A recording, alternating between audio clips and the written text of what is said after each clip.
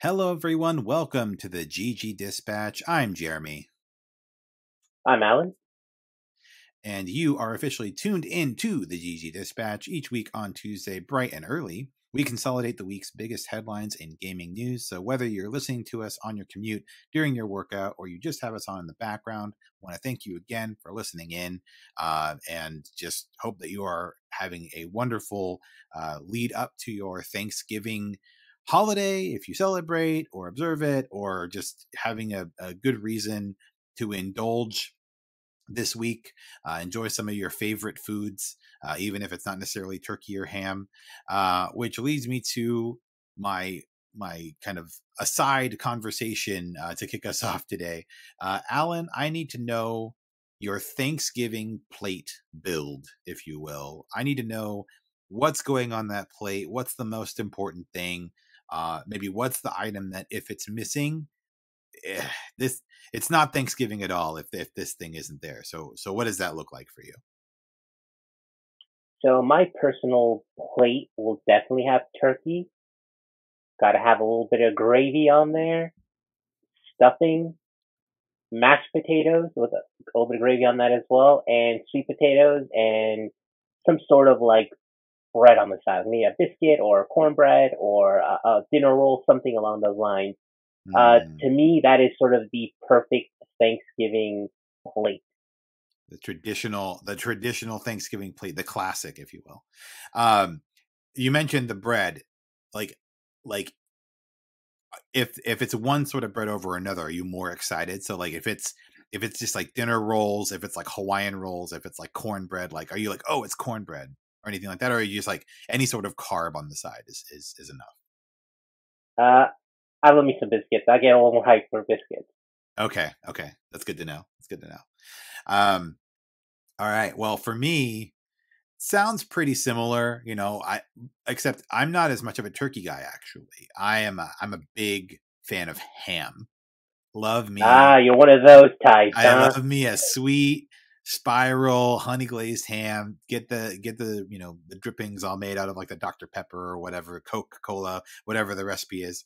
Love that. Love getting some pineapple on the outside, like pushed in there with some toothpicks, like some sort of Hellraiser scene, or Hellraiser.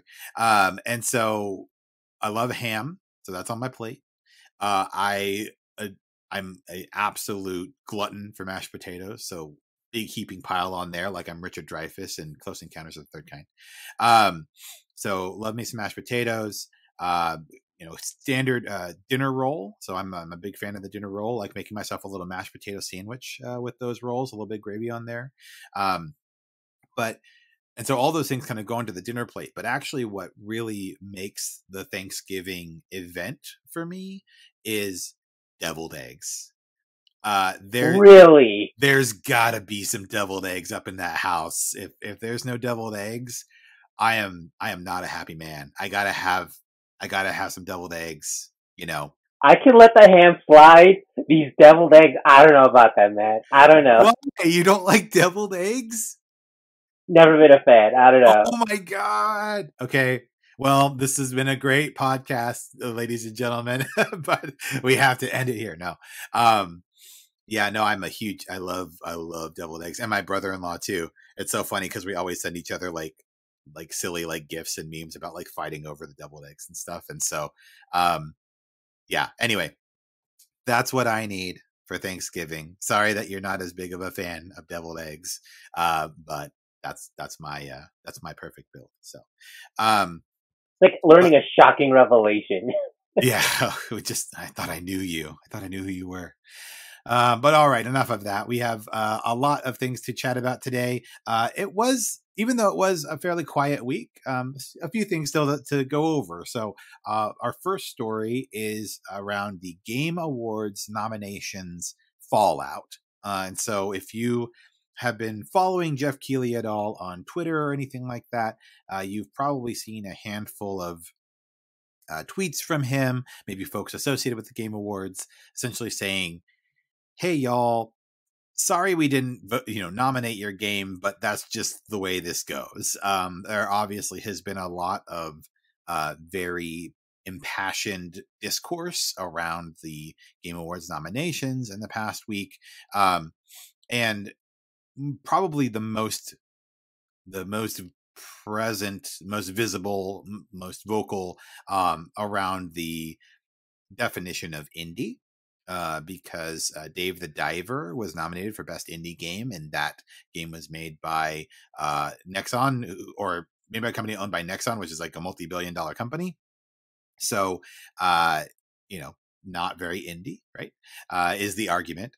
And so, yeah, but I mean, there have been other things too. Of course, I myself raised some frustrations with Octopath Traveler not being nominated for Best RPG of the Year. So, everyone's got their feathers a little bit ruffled, and kind of bringing that all to social media and having those conversations. And so there's been a little bit of turmoil around that. Alan, I'm just curious to get your take on this. Do you feel like the Game Awards, where do you think they really missed here? And do you think there is any sort of like validity or weight to the idea of like, hey, not everyone's going to be a winner. Not everyone's even going to be nominated, especially in a year like this one. Just curious to know what your thoughts are on that. Yeah, for sure. I think they have a point. Like, it's 2023, and there've been a lot of really good games. So it's someone was going to be left out in the cold. But I definitely feel like the criticisms, especially of that indie category, are valid. It definitely feels like any developer who has that much financial backing probably doesn't really fit the sort of spirit of what we all as gamers see as like an indie developer. And it feels like the actual indie developers are kind of getting pushed aside and not really getting an extra opportunity to shine at the end of the year. Yeah, for sure. Again, it was interesting that Alan Wake just sort of was able to sneak in there. Not necessarily sneak in. It definitely came in as a dark horse because it came out so close to the release time. And so that was, that was good to see. But yeah, it can be difficult for those games kind of near the end, near when the actual Game Awards are going to happen, to get the right amount of limelight, to get the right amount of recognition, because it hasn't necessarily been released to that broad audience yet, right? So yeah. I also feel like no, I was going to say that I also feel like it's just kind of part of being online, just internet culture at large, where if someone has something they really care about and they don't feel like it's getting the absolute most love and respect that they think it should get, they lash out, and you start, getting a lot of vitriol, put at Jeff and anybody else associated with the Game Awards. And that's unfortunate. It'd be nice if people didn't quite attach themselves quite as much to like video games or movies or music or anything else. Yeah, for sure. But anyway, we'll see. Ultimately, we'll see how the Game Awards shake out. I think there might be the creation of additional categories, potentially. I think there was conversation about making a remake or remaster category, for example, because again, there was continued discourse around whether Resident Evil 4 should have been nominated or not, et cetera, et cetera. So, for best Yeah, I game of think the year, that's a good way forward, because there are just a lot of categories, like where you're coming together like the sports, but then you got like racing games in there, which doesn't quite fit. Racing should really be its own category. It's an awesome genre. It's got a lot of fans. It makes a lot of money for the industry. I think it should have its own section. Same for the remakes. I think that we've seen with another news story coming up that it's going to be a bigger part, I think, of the gaming landscape of getting these remakes more often. So it is a good idea to sort of expand a bit. Yeah. All right. Our next story, Persona 6 rumored for a 2025 release, and in a shocking twist, it is going to be released across all platforms. So Xbox fans rejoice, Nintendo Switch fans rejoice. You don't have to worry. about Persona being a PlayStation exclusive on this next go around. And yeah, so this is a departure from previous installments to have it available on the other consoles, which is pretty exciting. And I guess, Alan, I'm just curious, have you ever gotten into Persona much? Like, did you play 4? Did you play 3? Like, are you familiar with the world? Yeah, so my first entry was Persona 5. It came out Okay. at, what was it, 2017, I think it was? And it just kind of, Probably. yeah, I'm pretty sure it was 2017. Or was it 2016, 2016? actually. 2016, Yeah, it was okay, okay. 2016. I was Yep, close. yep. It's been a Hmm. while. But, like, Yeah. basically I got it and it just completely took, like, I just love being in that world. They just fleshed it out so well. The characters, I cared about all of them. There wasn't any character I was like, what is with this person? I don't care. Move on. I loved every bit of it. The music, the art style, and I put in 100 hours into that game. Like I love the Yeah. hell out of it. So I'm excited for Persona 6. I think it's awesome that it's coming to basically all the platforms. So no matter what you have, you can enjoy it. And I definitely think that them putting sort of the like re-releases and remasters on the Xbox and on Game Pass is sort of like laying the groundwork for Persona fans who are used to being PlayStation only. They kind of get used to seeing it on other platforms. Yeah, for sure. For sure.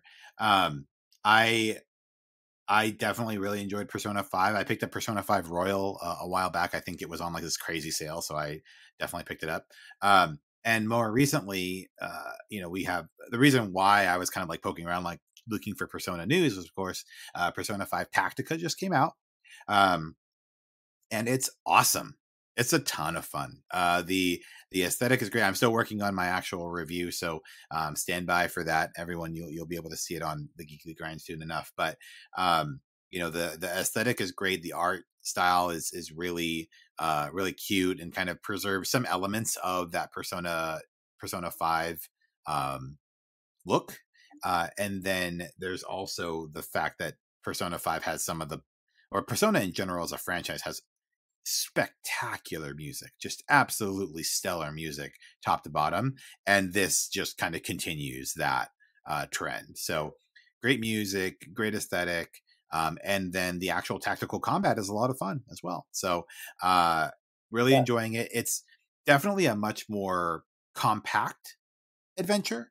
Um, you were saying, Alan, like you spent like 100 hours in Persona 5, which totally makes sense. I think like the base game is like 80 hours. Like it's like as fast as you could do it, really. But this one, you would probably be able to clear in about 30, which is pretty trim for a Persona game. So so how strong is the story? Is it just sort of kind of there to get you from like one sort of tactical battle to the next, or you're in that story? no, I mean it's pretty engrossing, I would say. I'm still, only a handful of missions in. I'm still in the first kingdom, they would call it. But there's definitely some stuff kind of simmering under the surface, and some really interesting characters. And yeah, so I think it's definitely not just like window dressing to put Persona into a tactical world. I think there's definitely something to be gained from the narrative, which is also really impressive because it would be easy enough just to do exactly what you said, right? Just put something kind of shallow, just very simple, just so that you can run the characters through a sort of like tactical combat instead. But no, there's a lot more there. So I'm thrilled. Okay. Yeah. Um, all right. Our third story, Last of Us 2 remaster. So The Last of Us 2 is coming to PS5, beautifully remastered by Naughty Dog. Um, this caused a wide array of reactions on the internet. Of course, there are folks who are eagerly anticipating Naughty Dog's multiplayer title, live service title, and so just saying like, oh, okay, great, like another remaster is coming out. Like, why don't they make a new game, etc. But I think it's important to remember that if you already own this game on the PS4, this remaster is only going to cost you $10. So if you already bought the game, Naughty Dog's not coming to you asking for another 60 or $70. They're coming to you and saying, hey, if you want to enhance your experience, if you want to upgrade the graphics, enjoy the power of the PS5, pitch in $10 and you'll be able to do so. So yeah, definitely pretty wide array of reactions. I think the folks over at Kind of Funny were really excited about it. I think other folks are, again, kind of sharing that kind of disdain of like, oh man, another remake or whatever. Personally, I'm stoked. I already own it on the PS4. Happy to give Naughty Dog $10 so that I can enjoy it on better hardware with some enhanced graphics, etc. But yeah, we got the remaster coming in. So, Alan, have you played the Last of Us titles? Are you all caught up on that? Unfortunately, no. I still need to. Well, I plan to buy The Last of Us Part One remastered to play through that. I have seen season one of the series, and I Okay. loved it. So now I want to go back and play. Uh, in terms of The Last of Us Part Two, I haven't played any of that, but I actually last Black Friday bought it for $10 digitally because they had it on sale. Oh, And so yeah, nice. like you, I will happily give you another $10 to get a better version of the game I haven't played yet. So Yeah. I think that they definitely did it the right way for current owners. I think like it's a because I think that you are getting extra levels as well. It's not just sort of like a slight visual upgrade, which I mean upgrade. I'm using that word generously. Like, the game already looked amazing, and from the clips that I saw, like it looks like a little bit better. But like you got to be a digital foundry, like dude, be going through every screen cap and looking at every little detail in real time. I don't think most people would be able to really tell the difference between the remaster and like the PS4 version. Um, Mm-hmm. but a part of me also feels really bad for people who are like watching the series and like might go out and get a PS5 and start playing the games for the first time and probably end up paying like $60 or $70 for The Last of Us Part Two just because they're just not in the know enough to know like, hey, I can just buy the PS4 version and then upgrade for another $10. Yeah. No, absolutely. Um, I well, first I'm looking forward to you being able to experience The Last of Us. I think it's a phenomenal game. Both the titles are great. And I agree. I think somebody else had mentioned, I don't know if it was you or somebody else, but that was another one of like the hacks that they like to do is rather than paying full price for like a PS5 title, they would buy the PS4 version and then pay for the upgrade because more often than not, you could get the PS4 version really cheap physically, put it in, install it, and then go and get the PS5 upgrade for either free, $5 or $10. And so, yeah, just another handy tip for any games that have seen enhanced versions on the PS5 from the previous gen. So, Yeah, that's a great hack, and but that was not me for sure. I would remember that. yeah, Yeah, and they're right. Whoever told you that is 100% right. You can get like right now the PS4 version of The Last of Us Part Two is $20 physical, and I think $20 mm-hmm. digital as well. So for 30, you'd be all in on the new remaster. Yeah, But again, absolutely. I feel kind of bad for the newbies who are coming in from just the show and like I gotta get part two. I don't want to wait for season two. And they go out and get a PS5 and get part one and part two, and they're just paying full on 60 to 70. But I'm guessing that's what Sony's kind of counting on to make more money. No, yeah, there might be some of that. I think folks cashing in on their excitement over the series, which again has been off the air now for, I mean, or at least the hype around it has definitely cooled down over the last few months, right? But that being said, it's still like a familiar property and title for folks that aren't necessarily gamers, but gravitated towards it because it was just great TV. So, yeah. Fourth story, we or rather not we didn't discover this. This is an R scoop, right? But IGN found that there was potentially, or rather not potentially, but there was kind of hidden in the code hints to Bully 2, as well as more information or more evidence regarding a new version or a new kind of add-on or DLC for GTA 5 called Cops and Crooks. And so first with Bully 2, there's the tweet from Bill. Let's see. from Billsy Liam GTA. It's a tweet from him. It says GTA 5's PDB leak contains a string relating to Bully 2, and so in there you see a number of lines of code, and one of them says unique key Bully 2 next to titles like unique key GTA 5 PC, PS4, etc., etc. And then there's also that was kind of the main pull for the Bully reveal. And so, fans have been wanting a sequel to that game since it first came out in 2006. It was really sort of I feel like it occupied a lot of the kind of controversial game discourse for quite a while when it first came out.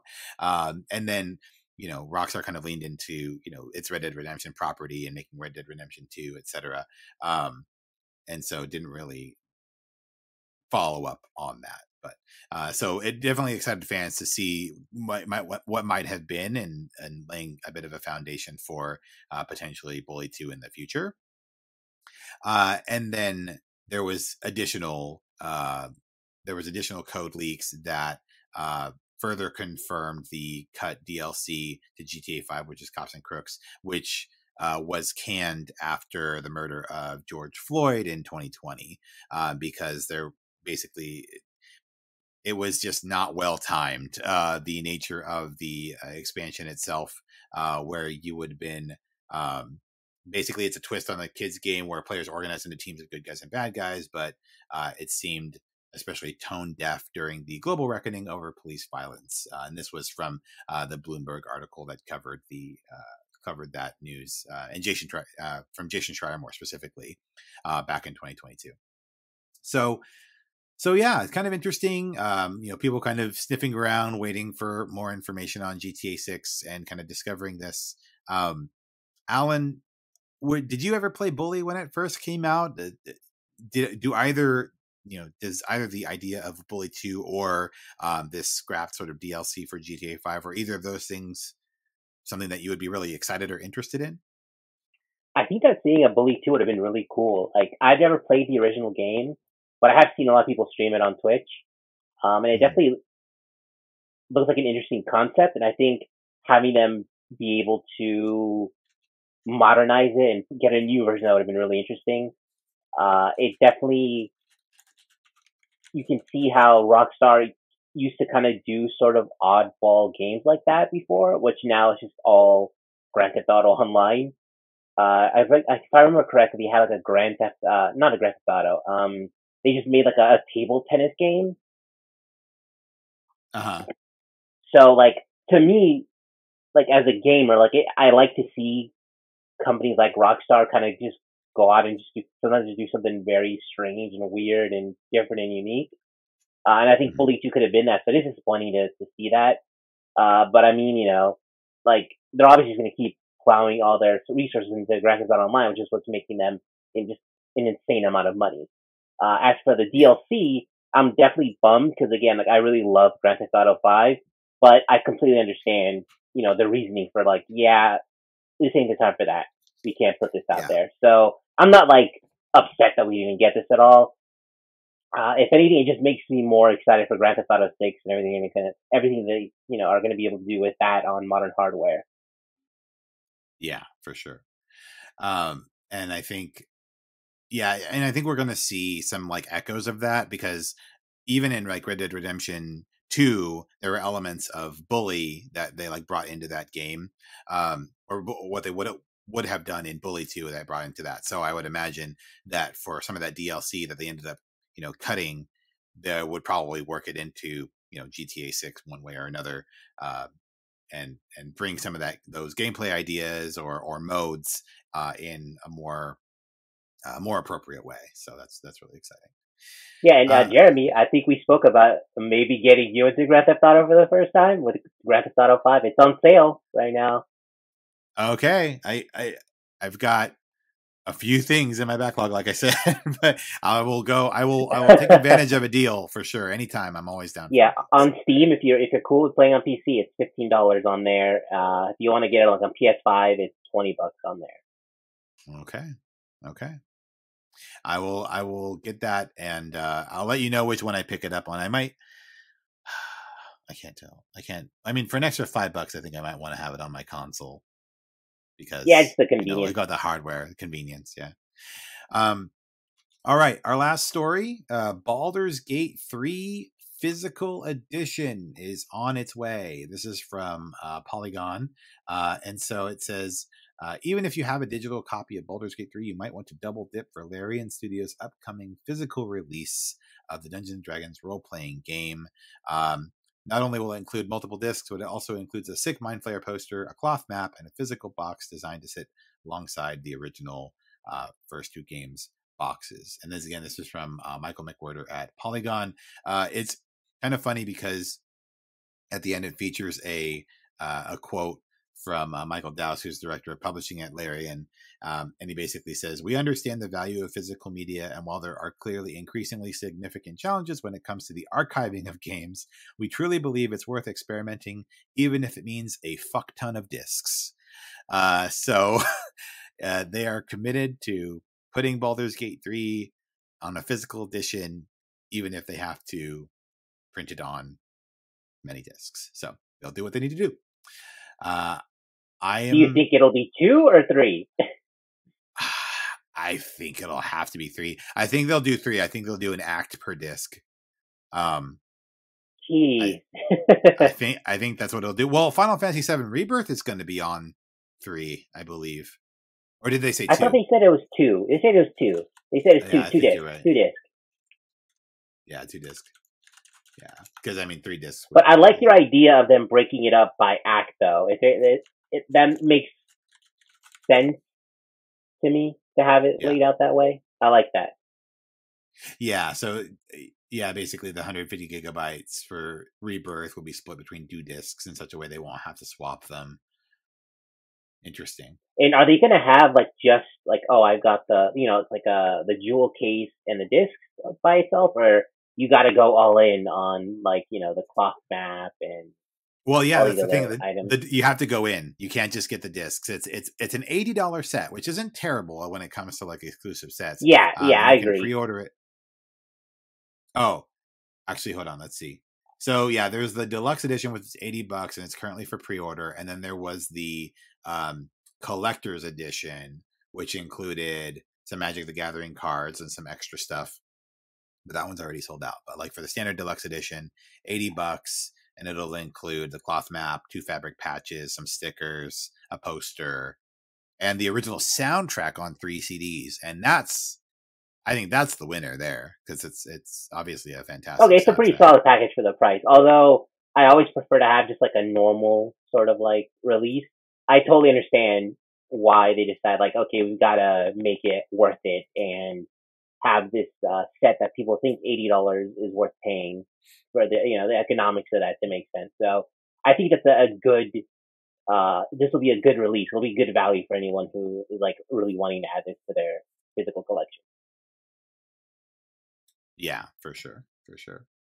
I mean, I have it digitally, so I'm probably not going to spring for the deluxe edition, but I am glad to see this option coming out there, because there are folks who, and I know we've had kind of an extended conversation about this already. I do love having physical media, but I wanted to play Baldur's Gate 3 really badly, and I wasn't willing to wait for the physical release, and so I went for the digital. But which more platform? often than not, PS5. So more often than not, though, I liked having the physical copy, and so now folks who may have been holding out on buying it for having the physical copy, I think we're going to see another influx of sales for it, so that folks can buy it, play it to their heart's content, and then when they're done with it, be able to sell it, or at least have something physical to be able to refer to. So it's good to see too that the higher one is already sold out. The collector's edition. Oh yeah, people love that stuff. Oh my gosh, people will spend crazy money. I almost went in on the Rebirth limited deluxe set, but then decided not to. I am still so on the fence on the Steam Deck, dude. Which one? The OLED? The OLED, or just the less expensive LCD? Okay. No, okay. OLED. I would want to go in on the OLED, but I keep going back and forth on it. Gosh, I don't know. But I mean, it's still available, so I think that you'll probably see price reductions a little sooner rather than later on that one. Maybe. I mean, but it's almost Black Friday. So I'm thinking I think that, next year for sure. yeah, next year it'll come down. I'm wondering if that their initial batches are going to sell out soon. Um, and because I feel like that would be a good way to kind of like drive interest, as if it like actually ran out, and then maybe they do a restock kind of closer to Christmas or in the new year, either way. But we'll see. I'm just curious if we're going to see a spike in orders coming closer to the holiday. But. Yeah, and speaking of like cool editions, I'm so bummed out. Like in the middle of the night, Target put the Final Fantasy 16 Deluxe Edition, which is like MSRP $100 for 40. I was like, I No. wanted that. Yes. Oh man, I'm so bummed that I didn't get that. Got to keep an eye on Wario64, man. Got to follow him on I Twitter. know. All those great deals. This thing called sleep, it got me. Mm-hmm. For the week this time of year. Target is the worst because they go to sale at 3 a.m. That's like what they change their prices. Yeah, for sure. Okay, so those are all of our stories. In terms of upcoming games, don't have a ton coming out in this next week, but I did want to spotlight Worldless. So this is a really cool action 2D platformer. It's got a very minimalist aesthetic, but it's still super cool, really cool combat. And I've tried the demo at previous PAX shows, so I really, really dig the aesthetic. I think it's super cool, and so I'm really glad that it's actually coming out for a full release. Also wanted to shout out Below the Stone going into alpha, I believe. This was another game that I've spent quite a bit of time with at PAX shows, and have a couple of interviews with the creator and the developer. And so this is another. It's kind of like it's a roguelike. No, it's a roguelite. Sorry, it's a roguelite because you do have some permanent progression. So it's a roguelite title where you're basically going through. You're doing some digging. You're fighting off monsters, and you're doing all kinds of fun stuff. And I really enjoyed that one too. So keep your eyes open for Worldless and Below the Stone. I think those are two titles that you would really enjoy. And then, yeah, for housekeeping, we have our holiday gift guide, which will be going up today. So make sure to check out our website, The Geekly Grind, for ideas for that special geek in your life. I think Jedi Survivor is still half off, which is definitely one of the titles that we would be spotlighting on that guide. But if you're looking for apparel or tech ideas or manga or comics or anime or anything like that, we've got some ideas on our list. So make sure to check that out. And yeah, I think that's everything. Alan, did you have anything else? No, just hope everyone has a wonderful and safe and happy Thanksgiving. All right. I agree. Everyone have a wonderful, happy, safe Thanksgiving. Thank you so much for tuning in. Once again, I'm Jeremy. I'm Alan. And I hope you all keep gaming.